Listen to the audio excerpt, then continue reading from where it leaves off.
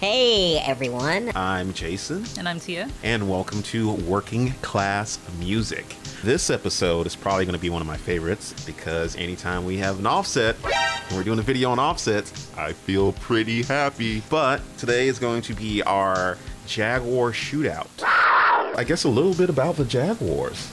Yeah. Both of these are not the same. They are both classic vibes, but I guess the premise of this video is going to be more so a stock classic vibe versus a modern classic vibe. Stock modified. Now this one's been a bit more modded than probably should have spent, but it sounds cool to me. I fell in love with that. But anyways, these are the Antiquity ones. They're Seymour Duncans. These pickups are modeled after, I would say, a more darker tone. They do have the Antiquity 2s, which are going to be a brighter tone, which is going to be more vintage accurate. Antiquity 1s are darker, Antiquity 2s are brighter. These are a set of the Antiquity 1s. Actually, that's actually a set of the, I want to say the Antiquity 1s in there too, but that's a whole different guitar. It could be an Antiquity 2s, but I'm pretty sure it's Antiquity 1s. The wiring is an Emerson wiring kit. The bridge is an American vintage reissue vibrato assembly. We still get the wiggle stick. Should we go through the specs on this one? I mean, yeah, let's go. It's completely stock, so there's really nothing different. Stock wiring, stock pickups. They're the Fender design Alnico pickups. They sound pretty good. Now, a cool thing to note on that, these are modeled after the 70s Jaguar, which you have the block and binding. The vintage modified that came out was kind of modeled after the 60s. There is a big difference with that. Most people don't realize it. There is a difference in the neck shape, and the pickups are Duncan design, and the body is made out of basswood. Basswood, tomato, tomato. Yeah. Something I did notice too, these are made of poplar. Yes. So that's gonna be a difference instead of the basswood. Yep. Poplar is closer to alder in terms of family lineage. So these are going to be more so closer to the Fender counterparts. A minute difference, but a big difference. These have been outfitted with the Mustang bridge, which is kind of awesome because it stops the string from popping out. I still have one of the Mustang bridges, but just for purely aesthetic purposes, I was just like, I'm going to put the bridge cover on. Yeah, you can get these guitars, I believe, right now for around $449. You may want to get them soon because word around the campfire is the prices are going up. Also, one thing you may want to take into account is this is a FSR model in shell pink, limited to 2020. Anderton's had them, Guitar Center had them. If you find one, buy it, because once they're gone, they're gone. Black, however, is regular color until they stop, like they did with the vintage modified Candy Apple Red, but I'm not mad about that. Kinda am.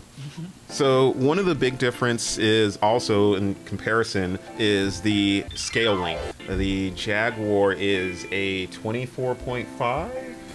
It's 24. 24, just 24. Oh, wow. So same as the Mustang. Same as the Mustang and as the Supersonic. So as far as the scale length, Fender is typically 25.5, which you'll find on most Strats, Tellys, And Jazzmasters and Starcasters and Tornadoes and Coronados and Electric 12. Other than that, the purpose of this video is seeing what you can do with a guitar in the $450 to $500 price point, modify it, and see how it compares. For the people who don't know how the controls on a Jaguar work, again, it's not that difficult. It's not that difficult. Mine is, again, completely stock, so you've got your neck, on off, bridge, on off, and then you've got a tone circuit, low pass filter, high pass filter, basically just cuts the mids. Up here you've got the rhythm circuit, and so that basically is just your neck pickup but a lot darker. Your controls up here are just going to be volume and tone. The rhythm circuit is supposed to model like an old school arch top, so it was designed for the Jazzmaster, but they brought it over to the Jaguar since the Jaguar historically was supposed to be Fender's top of the line model. So it's supposed to be the guitar for everybody, but nobody really bought it when it first came out. Now they're cool. Yeah. Oh, one thing before I forget, a secret Jaguar technique. When all the switches are disengaged, it is essentially muted, so no sound through the amp.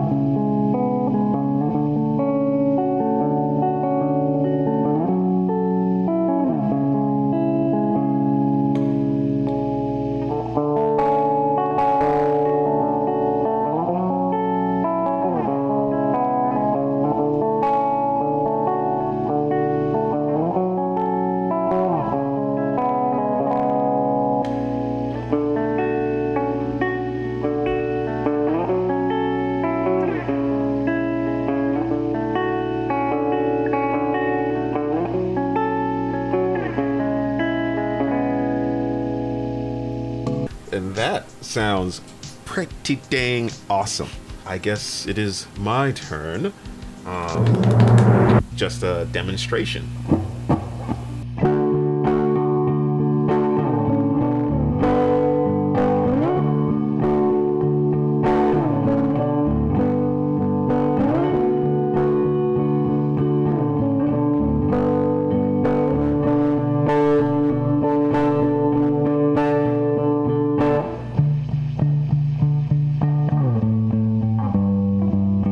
That's the neck pickup.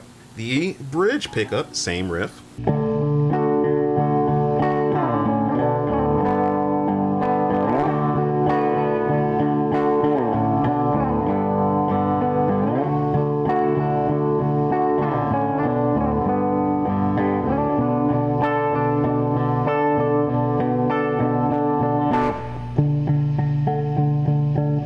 And now here's both pickups. Keep in mind on those two, the strangle switch was disengaged.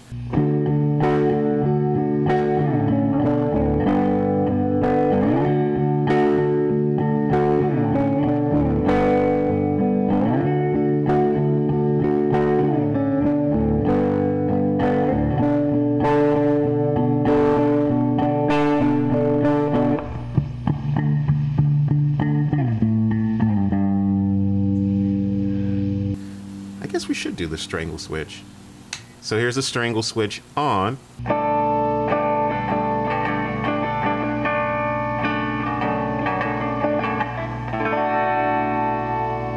Strangle switch off.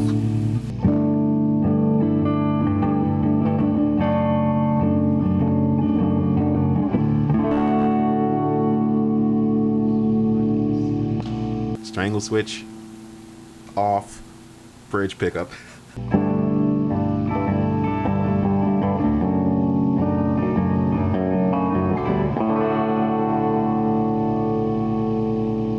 Strangle switch engaged. Bridge pickup.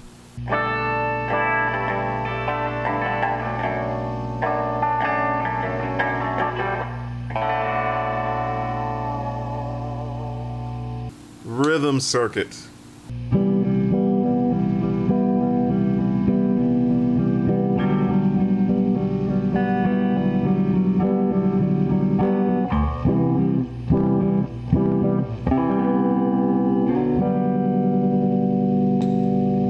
So many voices. I would say my favorite personally is just the neck pickup with no strangle switch. But yeah, other than that.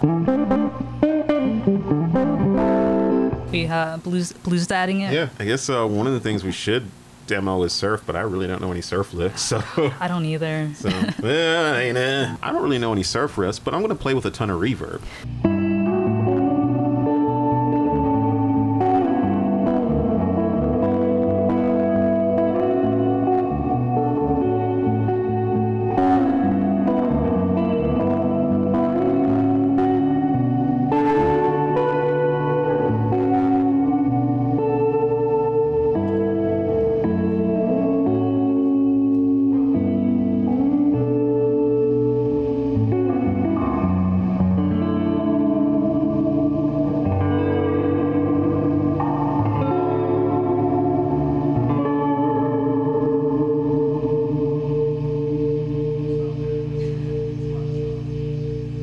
I feel like that put a lot of pressure on me. That was beautiful.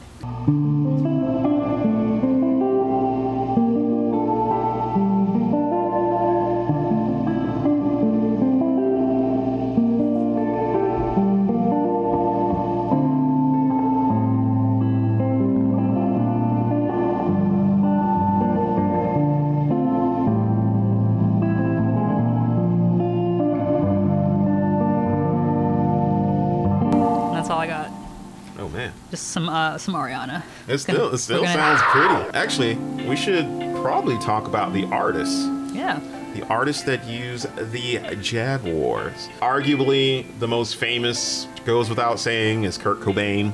Outside of Kurt Cobain, Johnny Marr is one of them. Yep. He actually has his own signature Fender model. Courtney Barnett, Australian singer-songwriter. I really, really, really do like her music. She has these story-like songs. She's pretty dope. She stands out. She's also a lefty like Kurt, so definitely stands out in the crowd. Another Jaguar-based band, The National. The Desner brothers, Aaron and Bryce, they both play Jaguars. Another notable player, Snail Mail.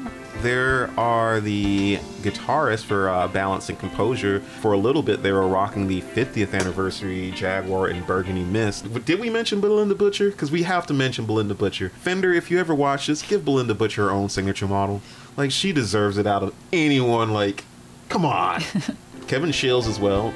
No, Jay Mascis has been known to use him in studio. No, he notably plays like a jazz master live, but he does have a couple in the studio. Arguably the most famous Jaguar riff, which I can't play, so we're not even going to try, by John Frusciante with Under the Bridge from the Red Hot Chili Peppers. Yeah. In modern history, that's probably the most famous guitar riff associated with the Jaguar. I mean, there could be more, I don't know. Also, related to Frusciante, Warpaint, lead singer of Warpaint. She's known for playing, mainly Mustangs, but has been seen with a Jaguar that was given to her by John.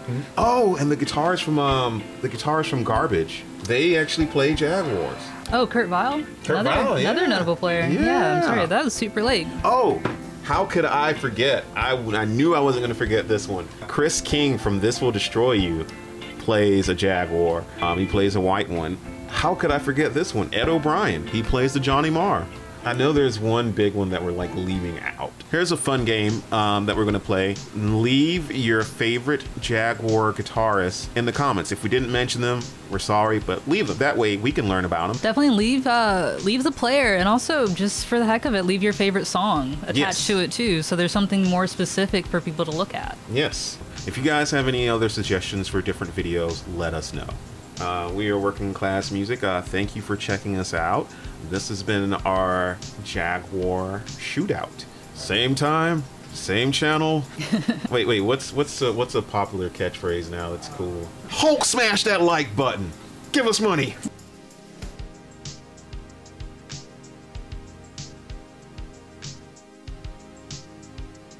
Yeah, this is like, oh yeah, this was a surf guitar, but we're playing heavy metal on this now.